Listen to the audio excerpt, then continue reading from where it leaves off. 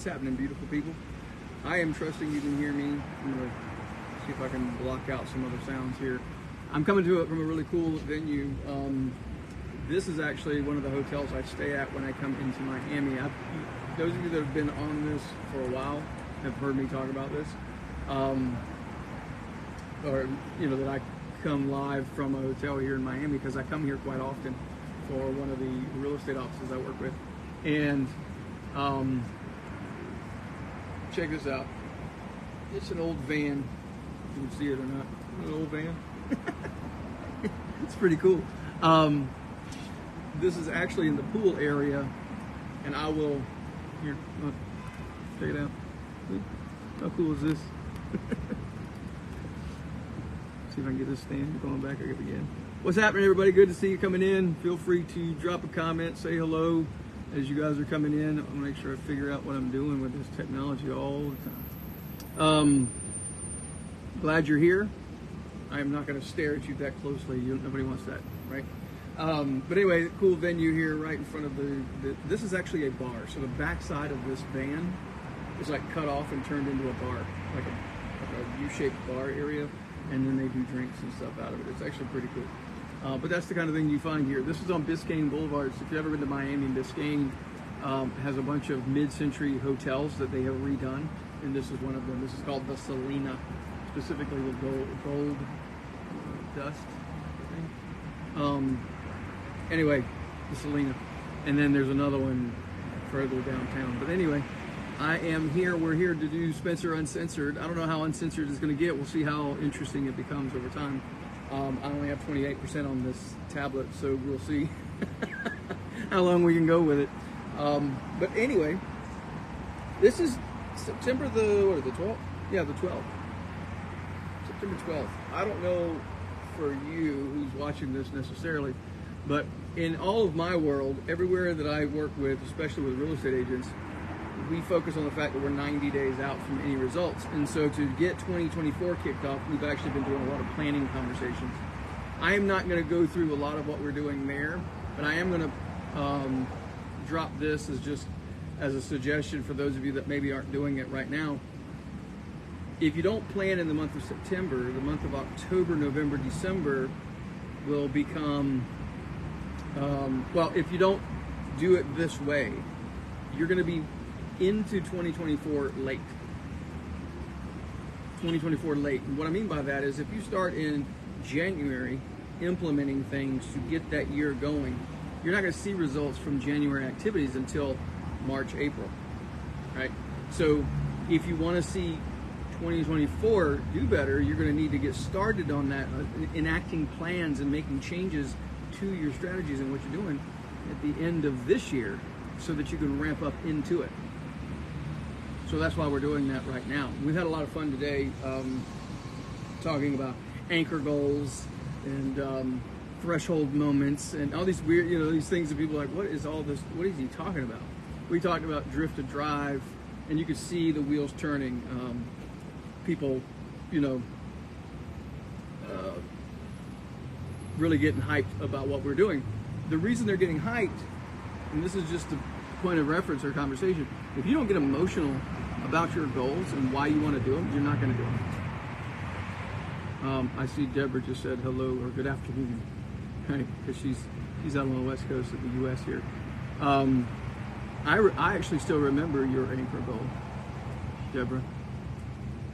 Yeah, the facility. I don't know what you want to call it, a house, the facility or whatever, but I remember yours. So if it's still the same, then we need to work on getting super emotional about having it and what would happen if you don't, right? But anyway, all these things matter because I'm tired of seeing people get really, really drift with their future and their lives. So yeah, I'm just keeping what's going on because there's people out here. Today, the primary message is around progression. So last week we talked about purpose. This week I'm going to talk about progression. Progression takes a mindset of flexibility and the mechanics optimization. Let's talk about flexibility first.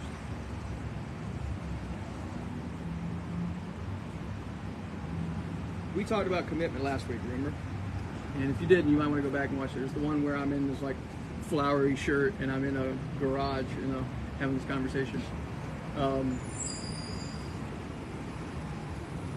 If you don't have commitment to an outcome, you're not going to have an unshakable business. It's just not going to happen. But at the top end of that graph, right? If you look at the ascension of how all this works, there's the mindset of flexibility. And I guess people, they start getting a little confused about, Spencer, wait, I should have a mindset of commitment, unwavering commitment. But you're also telling me I'm supposed to be flexible. How does that work? Well, the relationship between those two things is we remain committed to an outcome and we have flexibility in the approach. This is the difference between those that just go through the motions and do the work and those that actually win. Some of you might have noticed the post I put on social earlier today. People don't hire me because they want to compete. They hire me because they want to win. And winning sometimes takes a little flexibility, some adjustments, some things you've got to do. And I've got agent after agent that's been doing that this past 2 months or so. They've broken their process so that they make sure they go after what they're really after. Right? They change their approach so that they get the committed outcome.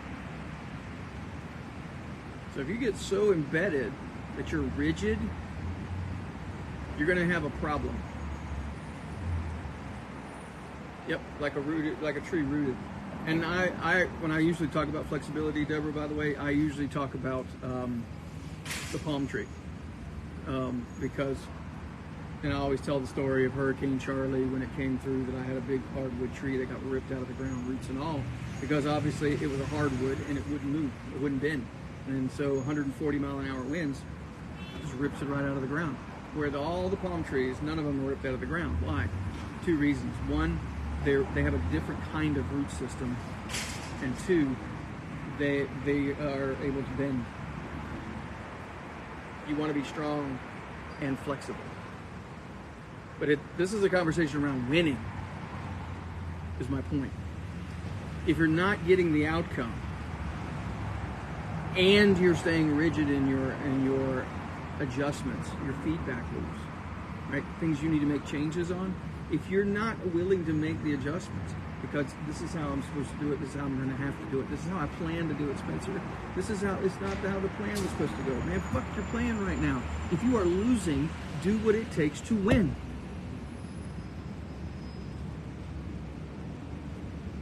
How about that for Uncensored? I might show up on social somewhere. Anyway, how exactly do we create some flexibility? I think one of the ways to do flexibility, by the way, is to have a creative mind, do some creativity type things. So if you feel like you're doing the same thing over and over and you think you need to make some changes, you probably need to pay attention to what you're telling yourself. Is there another way? Look for another model.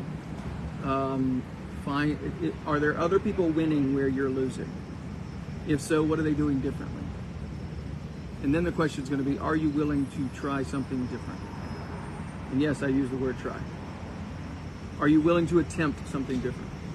It's a flexibility discussion. Now, where it pertains to the optimization, like how do I make things better? I plan, I execute, meaning I take action on that plan, and then I follow the feedback. What is that feedback? And that's the optimization. I'm going to tell you something. There's only 3 ways to really increase your business, by the way. Only 3. Sell more units, get more units or get more volume per unit, or have more units from one person. That's it. If you want to know how to increase your business in a real estate environment, I'll give you the example. One agent would say, I need to, instead of selling 18 this year, you know, I sold 18, but I really want to get to 30. Okay, so we're going to add 12 more. Cool. It might, you know, that's just adding 12 more units at the same, if everything's equal. And so they increase their income by increasing the number of transactions. Easy math. The second one, though, is increasing the value per unit. Well, in a real estate environment, that could be done one of two ways. We could either increase the volume, meaning we focus on higher price points. And some of you guys are going automatically thinking like really, really big numbers. Like if your average right now is 500, you're thinking, oh, well, I'm going to go to 1.5 million. That's not necessarily what I'm referring to. What if you went from 500 to 700? Or 500, get your average to 750, 800, right? Could be 1 million even, but I'm just telling you, it's not necessarily a huge jump. I'm thinking of an agent right now in South Carolina. They were a hard worker, but really struggled with creating like deep relationships with people, but they were really, really good with expireds. And so rather than do more transactions, he systematically, over the course of the year, tracked his average price point and drove it up by a certain percentage point. He kept working on that to get it higher and higher. And so he was actually working nothing but higher price points, but it wasn't like double the average, it was just a higher number, which means he was getting a higher commission per deal. The other way to increase your average per transaction is to negotiate for your commission better. Right? So if everything in your area is 2.5%, can you get to an average of 2.75 or an average of 3? Right? I don't know what your, what your current average is and what you're seeing in the market, but you've got to, those are the two ways to increase the value per transaction, right? So I can increase the number of transactions, I can increase the value per transaction, or I can get the same person to buy more often. So what that looks like is either, let's say I sell someone a house, and in today's environment, I sell them not only a house, but an investment property too. Or I find someone, have a conversation around how I can help you create wealth. We take a HELOC out on your current house because you're not willing to move right now. We take that money and go buy 2 or 3 properties. That's getting more units out of the same sale. Does that make sense? So those are the 3 ways you optimize. So when you're looking at planning for the year and you're looking at increasing your money and that kind of thing, these are some very basic ways to do that. But if you're not flexible enough, if you're rigid and you're like, this is how it's supposed to be, this is how it has to be, listen, you could go down in flames with your plan if you want to. But at the end of the day, if you can't just say, forget that, I've got to win. What do I have to do to get these specific numbers to get me to over across the finish line?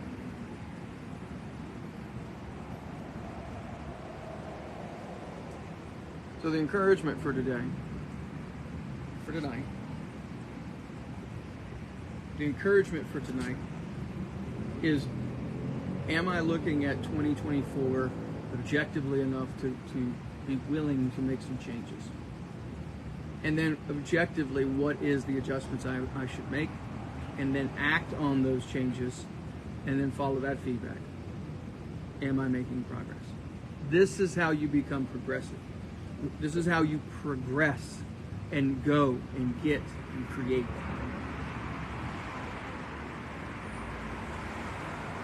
Wasn't very lively, was it? I want to see the pool again one more time. Check that out. Kind of cute, isn't it? All right, that's all I got for you tonight. We're gonna press on from here. I meant to say something to you guys. Unshakable Agent, I am working on a bunch of stuff, and we keep iterating and adding stuff to it. The full intention is to have it kind of rolled out the first of the year, and it's only going to go to certain people that actually can pay for it. and go at a certain level. So that's going to happen. In the meantime, right now, just to give you a little bit of a glimpse, those of you that are paying attention to it. Number one, if you're not already on the wait list, you can go to spencercombs.com. The wait list is right there on the homepage. And then it essentially is going to be, maybe this is what I should talk about next week. It's going to be a platform. Let me back up. I want to be very simple about this. It's not overly complicated. Okay. I have found that there's two elements that really make a difference in people really getting what they want. It's community and coach. I have found that you can get one and not the other, and you won't necessarily really get the full results quickly. Could I have a coach and be on an island by myself? Sure. Could I have a community and not have any kind of guidance along the way? Absolutely. A ton of brokerages, people are doing that in brokerages all day long. But when you combine those two things and you have a community of people that are synergizing with each other and a coach or coaches, in my case, that can help guide through the process, you're going to have a much faster level of success, and that's what the Unshakable Agent's about. So it's going to have a primer, it's going to have a program, and then it's going to have a process. And as you guys know, I alliterate every friggin' thing I do. So I'm excited about that. Anyway, primer, progress, and primer, program, process. Right. So the Unshakable primer, Unshakable program, Unshakable process. So, all right, friends, y'all have a good night. Thanks for hanging out with me, or good evening or afternoon, wherever you are in the world. And we'll look forward to talking to you soon.